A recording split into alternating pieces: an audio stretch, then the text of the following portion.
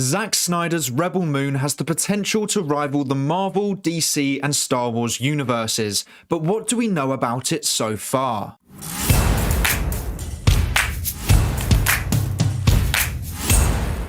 Hey everyone, welcome back to The Road to Rebel Moon. This is episode 4, and today we shall be looking at the behind the scenes of Zack Snyder's two-part space epic Rebel Moon that is set to be released in 2023 on Netflix. So in the background we will have all the behind the scenes footage and images that Zack Snyder or people on set have released. So whilst you look at that, I will be talking about how and why Rebel Moon could rival cinematic universes such as Marvel and Star Wars. Now first of all, Zack Snyder is known for his visuals, and that is something he is bringing to Rebel Moon. Slow motion, epic fight scenes, and an intelligent use of camera work will place Rebel Moon on the map of sci-fi adventures.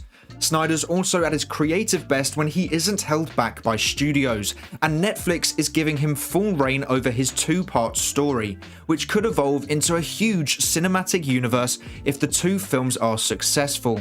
And it seems that Netflix already seem to believe that it will be successful, with future spin-offs being looked at already. Like I said, Snyder is at his creative best when he is allowed to create the story he wants to make. Arguably, his two best films to date are when the studio doesn't get involved, those being Man of Steel and the Snyder Cut.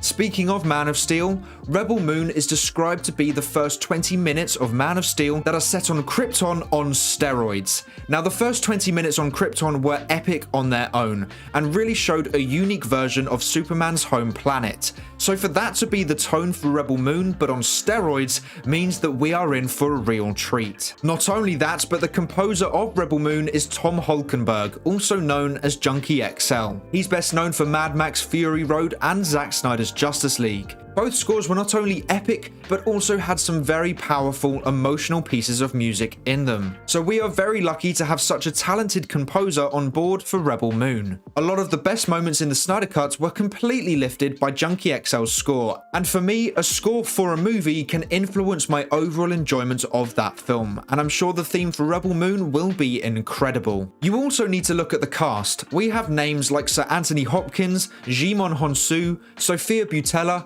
Ray Fisher, and even Ray Porter, all being a part of Rebel Moon. So you have a large range of talented actors with different backgrounds and different skill sets, which will really allow the characters to come to life in unique ways. Rebel Moon has finally completed production, filming both movies back to back, just like Avengers Infinity War and Endgame, which is efficient and will also allow both films to feel completely connected. Part 1 will be released in 2023 with no precise release date announced as of yet, but personally I believe we should be seeing it released closer towards the end of the year, in the last 2 quarters of 2023. As for Part 2, that is currently unknown. I don't know if they're going to release them both together or slightly staggered, or even a year apart like Infinity War and Endgame did. Personally, I think they should do a staggered release, with Part 1 being released at least a few months before Part 2, whilst also building enough hype for Part 2, but not leaving a big enough gap that restricts them from building on the hype from the first movie. I think it really worked for Stranger Things Season 4, which I know was a series, but every episode was very long, and the finale was pretty much a full movie. Having a gap between the majority of the series and the finale allowed fans to create theories as to what they think will happen in the final episode,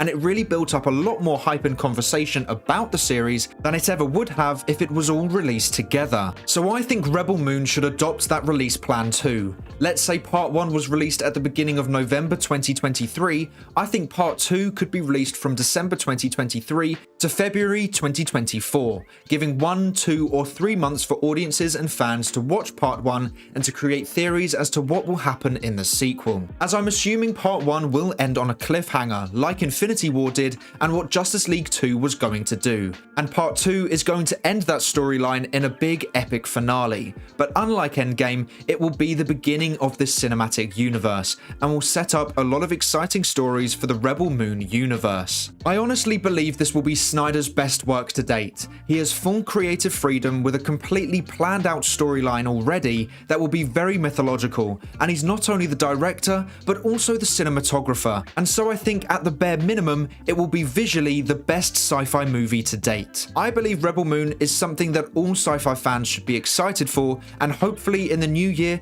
we could get a trailer, or at the very least a new poster. But make sure to let me know what your expectations of Rebel Moon are in the comments below. But that is all for today's video. Thank you so much for watching. Please make sure to like and subscribe and turn on post notifications so you never miss a video.